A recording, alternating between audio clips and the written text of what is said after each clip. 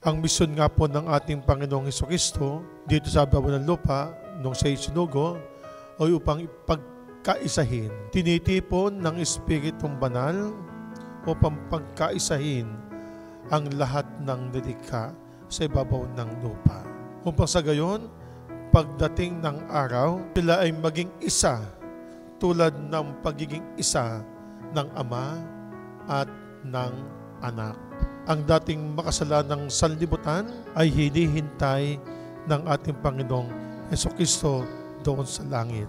Ang dating makasalanang sanlibutan na natitipon, na kung saan ay sa pamamagitan ng kanyang mga alagad at sa tulong ng Espiritu Banal, naunawaan nila, naintindihan nila ang kaulugan ng buhay ng bawat isa sa ating Panginoong Diyos. Kung kaya't ang pakipagkaisa ng Ama at ng Anak ay idinuduktong din po sa atin.